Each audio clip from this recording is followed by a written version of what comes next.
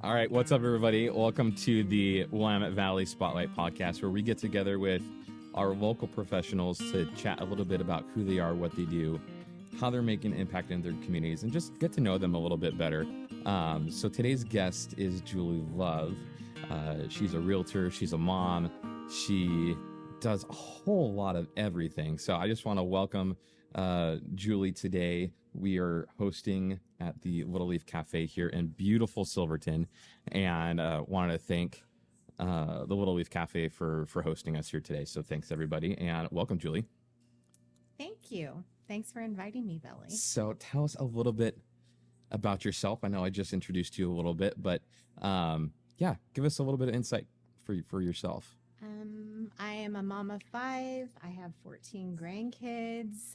That came fast and furious when you have a bunch of kids, kind of expected, but what a blessing. I am a realtor for my profession, and I like gardening, but I've been a realtor for 20 years. California, Washington, and now Oregon. I've been in Oregon about 10. And I love my job. So how long have you been in real estate? 20. Okay. 20 years total. Yeah.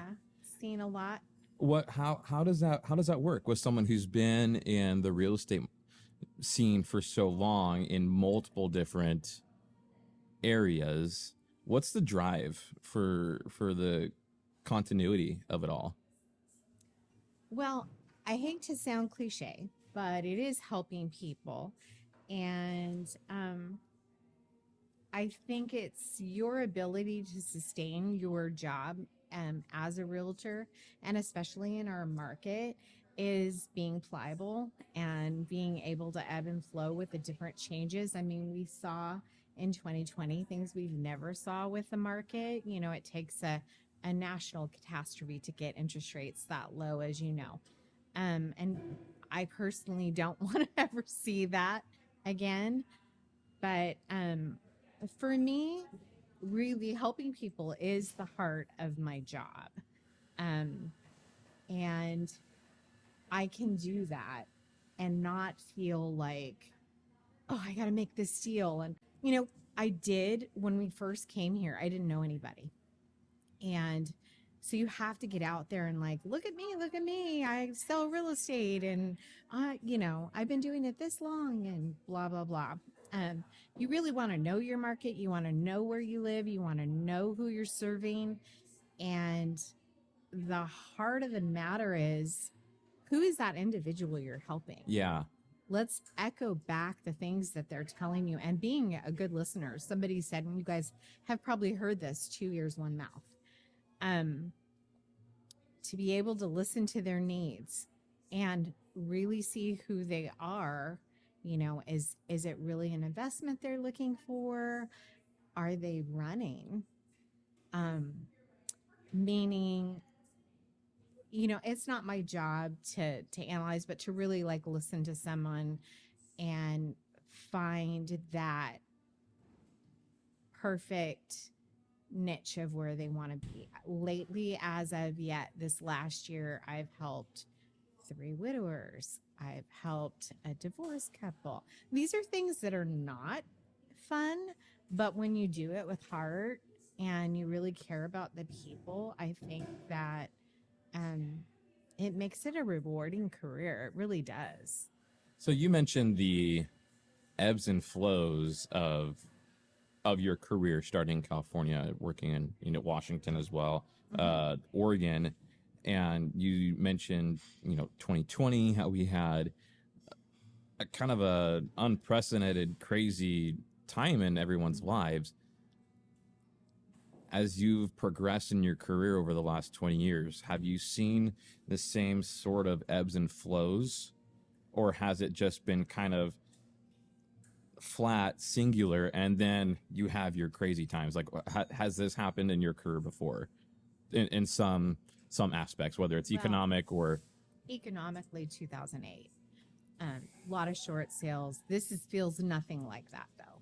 It's completely different. Interest rates, as far as interest rates go, I've seen them go much, much higher. And this is not a high interest rate. It really isn't. If you look over a history of time, it's not. Yeah. I mean, I remember buying our first house in Washington. I think we were at 9%. Yeah. And, we took money from another thing and then paid that off. But yeah, it was 9%. And they were giving money to anybody at that time. Yeah. You got a pulse? All right. But the interest rates were really pretty high. Yeah.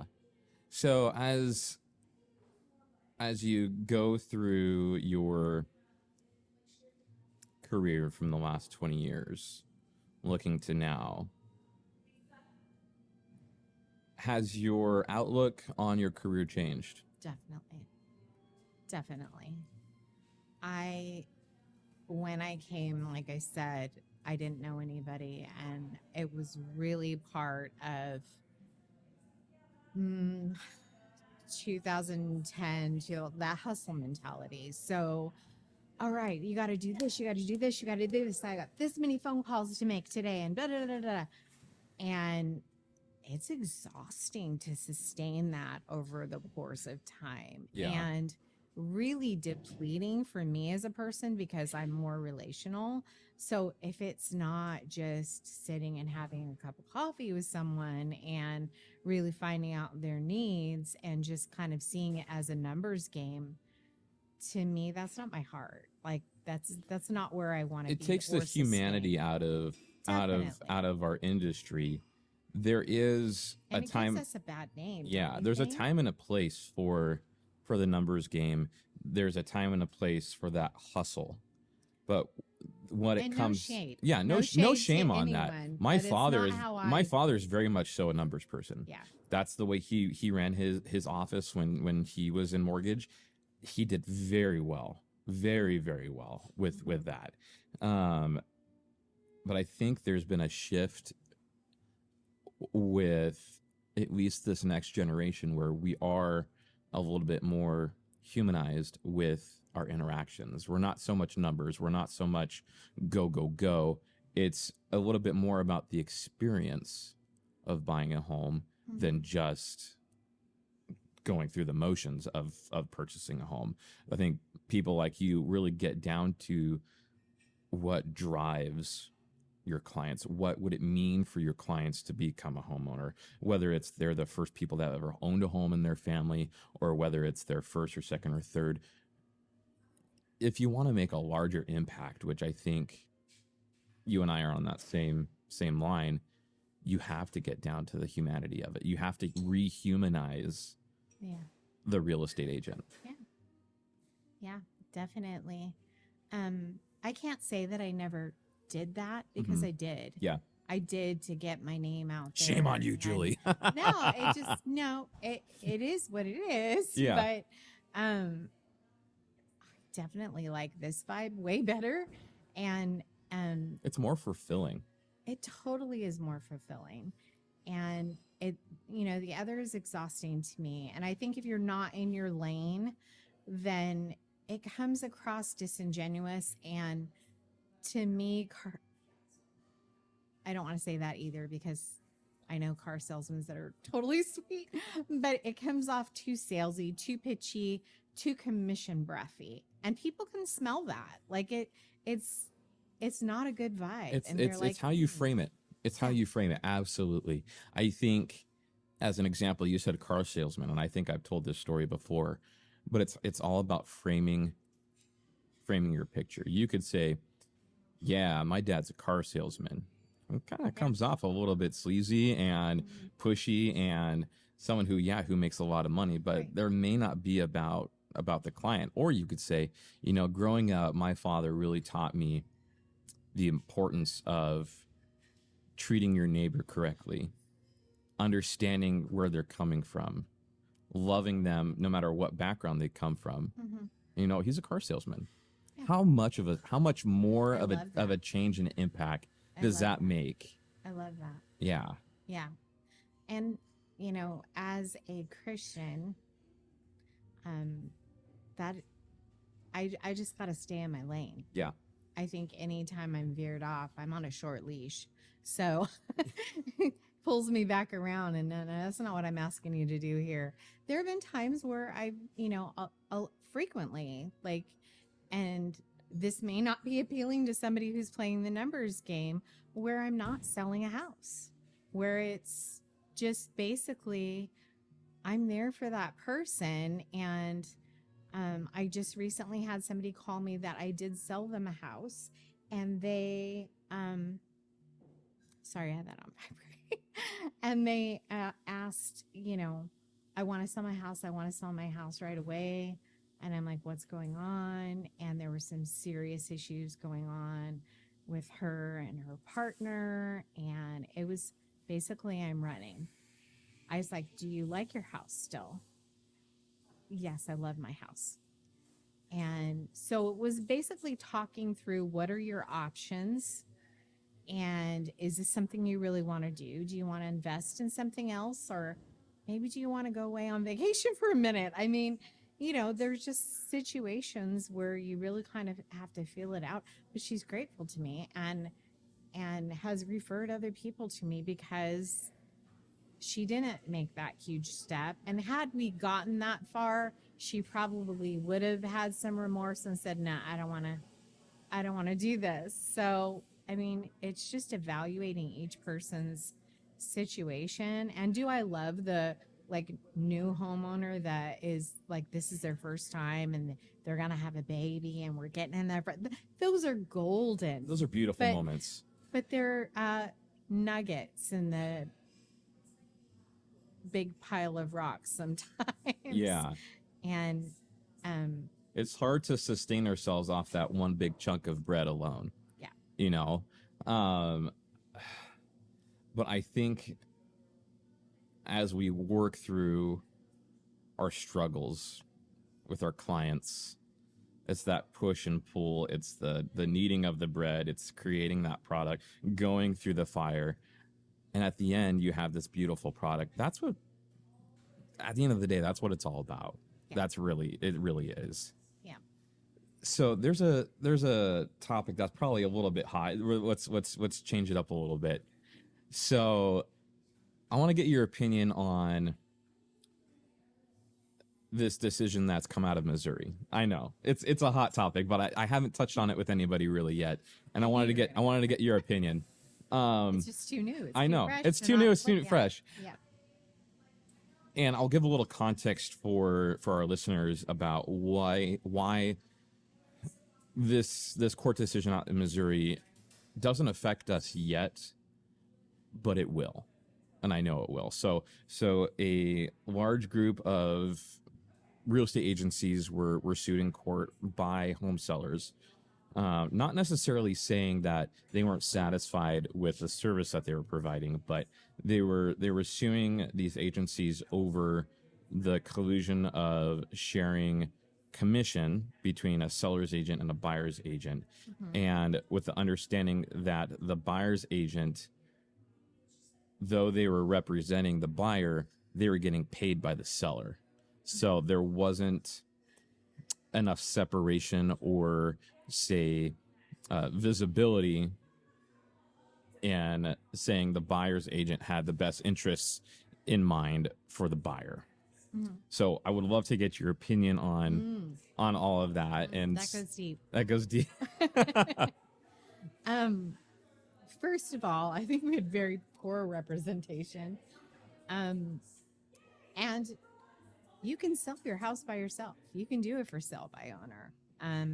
Part of why we pay NAR is to belong to those MLSs that feed into the IDX, that get your listing out all over the place, and to show other agents to help.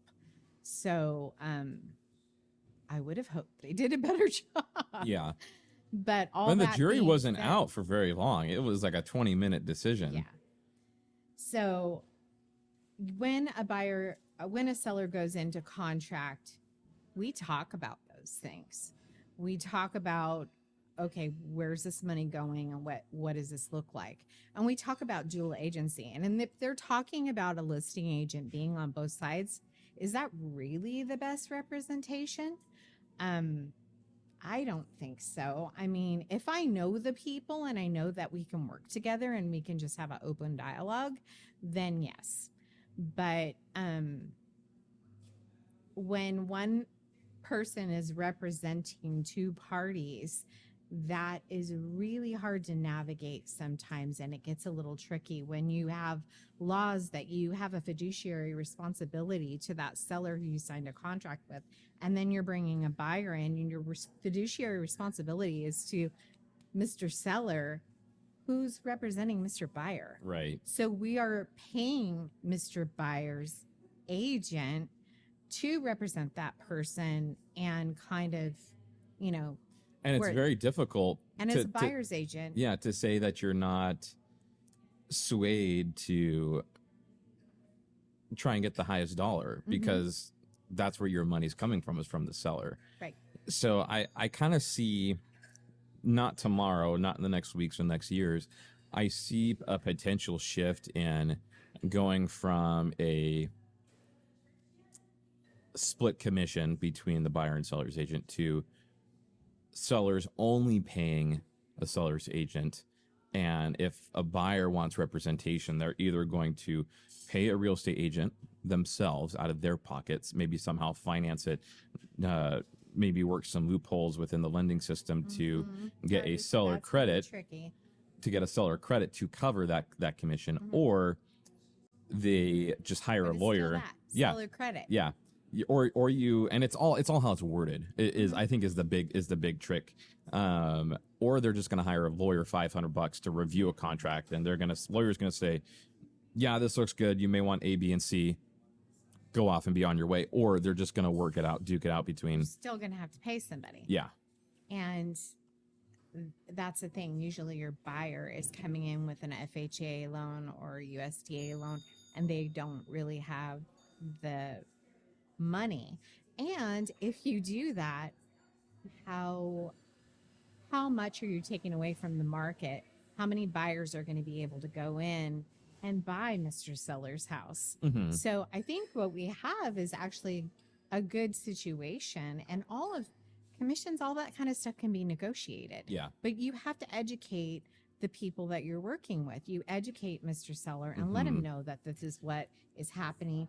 Or you educate Mr. Buyer, like, as a buyer's agent, I have a fiduciary responsibility to you, and this is what is entailed in all that. Do you think a majority of the people that are practicing real estate are actually educating their buyers? Oh, We're going to keep anonymous on this. We're going to put black hoods over our faces. Right? I don't know. Yeah. I don't know. I would not, it would not be nice of me to speak of other people in a bad light. Yeah. So I don't know. Yeah. I think that a lot of, not to throw shade on new agents, because there's a lot of really good ones out there. But I think that they got into the market when it was hot, and you're running through the house and you're going, oh, this is quartz countertops. We've got a 3-bedroom, 2-bath, hardwood floors. Yay. All right, let's go make an offer. I mean, that was the market. 2020, 2021, 2022. We got to go. And it's a multiple offer situation. Yeah. And, you know, you put your best foot forward and you offer them 50 grand over 100 grand over whatever the asking price is, just to get in. And we're not in that market. So we are seeing, I think my friend that is like YCAR president, she said that it's down 66%, that agents are just like dropping like flies right now. Yeah. Because there's no sustainability if you don't really know your craft, or you do the ebbs and flows like we were talking about. Like, you have to constantly be educating. I mean, when I started, this sounds awful and archaic, but we had books. We didn't have the internet. Yeah. I mean, we had computers and we had a website and all that, but it was definitely not where we're at. It comes down right to now. experience. I think that's really what separates the ability to educate for a lot of people. The newer agents who are getting into the scenario 2-3 years ago, they did not have the ability to stop No. and think and take the time to Yeah. not only educate their clients but themselves. Yeah. So I think it's totally true. If our realtor population is now down 66% or down to 66% of what it was, I see a lot of truth in that. And looking back and seeing what was happening, there just wasn't time to breathe. It was get in, make as much money as possible, and that Black Eyed Peas song, that running, yeah. It's like yeah. you were just like a hamster on a wheel, going and going. So what's next? As we're looking towards the future, what's Julie's plans for the future? What are your goals? Who do you want to be ultimately as a professional in this career path? You know what I really like doing? I like coaching. I like mentoring in this field because I do have, some wisdom when it comes to real estate. We talked about a little bit, like the gray hair. Biblically it says wisdom, Right, and then there's Yoda. I've got some gray hairs. I got one on my mustache. It looks like there's a booger there every time. I have to pluck it out. But I got some gray. I'm losing my hair. I'm getting some wisdom here. You're a wise young man. I do like that aspect of it. I want to continue my business, but kind of refine it a little bit more. Yeah. But as an entrepreneur, that is something that I'm always doing, is reimagining. Okay, what have I really liked out of this last year? What have I loved out of 2022, 2023? 2020, I don't like it. None of it is too much. A lot of stuff happened then, but what are my takeaways and how can I do it better? What are your takeaways from this last year? What are my takeaways from this? Relationship, definitely relationship. Being consistent with old school. And that is the old school ways of just marketing myself and the simple things that we used to have to do before, not buying leads. Like there was a whole lot of lead generation via Zillow, via realtor.com. That's a very recent iteration in our industry, is buying leads. Right. Yeah. And a lot of them are crap. Yeah. And you're paying a lot of money for not a lot of leads, Mm-hmm. or the ones that you are getting. It's like Joe Farmer and my number is 99972, and it's garbage. And so you're like, yeah, okay, well, I paid $1,000 for that. So, or what is going to turn around? So I did do some lead advertising the year before and the year before. And I had one good source, but looking back at what my cost was and what my net was after, seeing that through, it just wasn't worth it. Yeah. It wasn't worth it at all. It's more about relations and like belonging and community involvement and that type of that is gold. Yeah. Right there. Number one, it creates a larger impact, and it's more fulfilling. It's doing the right things for the right reasons, not as many things for maybe the subpar reasons. I don't know. It's hard to be a lot of things to a lot of people. It's a whole lot easier to be one thing to a lot of different people. So I'm right up the same boat as you for looking at this last year. What my takeaway is finding the right people that you want to go to battle with. It's the relational aspect of it, and understanding that not everybody should be on your boat with you. Right. There's a lot of people that maybe jumped on for a little bit. And I'll take this story is totally stolen. I want to say it was from the guy who hosted Family Feud. I can't remember what his Steve Harvey. Steve Harvey. And he was giving this speech, and our lives are like a rocket ship. And a rocket ship isn't just the ship. There's boosters that go with it. Mm-hmm. And as you're going up into space, these boosters help you get up to where you're going to go, but then they fall away. They're not meant for you to be there with them forever. That's just for a time. Mm-hmm. So for me, I've kind of taken that to heart a little bit, and understanding that, yes, not everyone is supposed to be along with me for my entire That's good. for my entire life. So That's good. Yeah, understanding certain relationships matter more than others. Your relationship with your spouse, your relationship with your God, relationship with your church and your family, and everything else just kind of falls in place. Once you get those things aligned, I agree. everything else doesn't matter. Yeah. It doesn't. A few people that have gotten on the boat lately, and it's like, you know, if there's screaming and discourse and there's constant like negativity, Mm-hmm. you maybe just need to get that, what is it called, the little dinghies? Yeah. You maybe need to get a dinghy and go find another Yeah. boat to be in, because it's causing discourse and everyone else around you is Right. feeling, you know, yeah, I don't need you in this boat, Yeah. because I'm probably going to drown you. Yeah. Just kidding.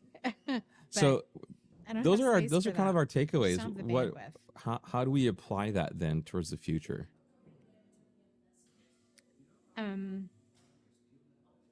Well, I do have a business plan. Right. It's proprietary. Right. I definitely make quiet time for myself every day and pray and regroup every day.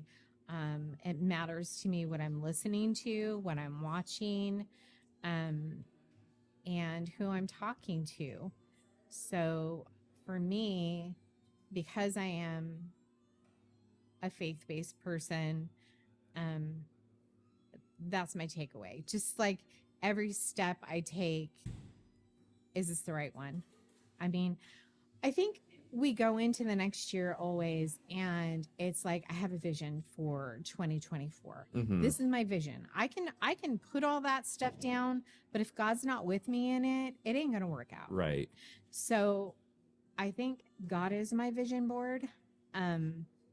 And I don't say anything to be holier than that. I know there's people that have been hurt by Christians and have a negative attitude towards it. And I completely understand that. I've been hurt by them also. And I may have hurt somebody in we're all humans. Yeah. But the bottom line for me is like, okay, Cinderella came, and she was this beautiful girl, and the prince found her and in the shoe and all that.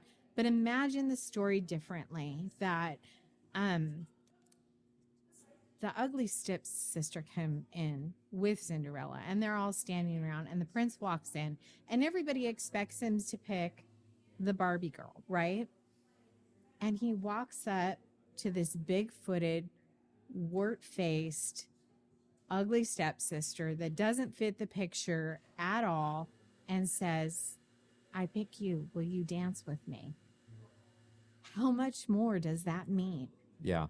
And that's what God does when he picks us. Yeah. Like, we are sinners. We are not worthy of his love, but he's picked the wart-faced, Bigfoot. My feet are not that big, but girl to dance with him. Yeah. And I want to dance. Yeah. I'm ready to dance every dance with him. Yeah. So Beautiful. No, I think that there's certain things that are difficult to understand. But those things that are difficult, they're not for us. They're not for us to know. We're not meant to know every single thing that is going on in this world. Mhm. And with I have questions. Don't you have questions? Yeah, the social media and the news and everything. Yeah. We were never meant to know every wrong, every evil thing that was going on. It's so much. Yeah, it's too much. So if we can't control it, But there's fear mongering on both sides. yeah. So, sorry. No, you're good. I I very think handsy. I think of it like, if I really have no control over it, all I can do is pray that God continues to bless my family and watch over us and guide us through whatever path that He wants. Because ultimately, there is some worth in trying to maneuver this crazy world. At the end of it all, it doesn't matter. Mm-mm. It doesn't at all. We all have hurts. Yeah. And I don't know, God gives me a peace about those hurts. But at this stage in my life, I can look back at all of that stuff and go, okay, this is what I've learned from it. Because ultimately, you're to learn something from those things. I don't want to spend the rest of my life looking in the rearview mirror. Yeah. I want to look forward at what's ahead. Yeah. And what exciting things are happening, whether that's life or death, or, I have hope. And I definitely, looking in that rearview mirror, it's not progressive at all. It's taking steps backward. And I think that that's a good outlook to have right now. For me, it works. Yeah. Yeah.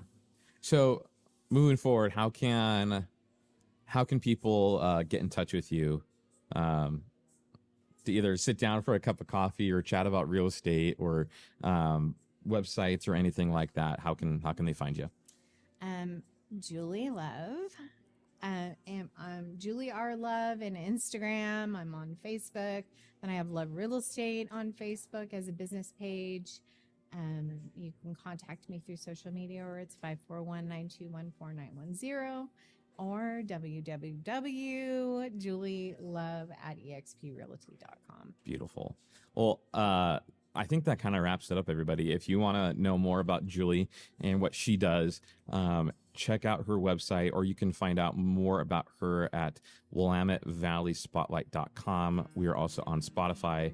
But yeah, thank you so much for coming on, Julie. Really appreciate it. You want an agent with heart? All you need is love. Love it. Love it. We'll see you next time, guys.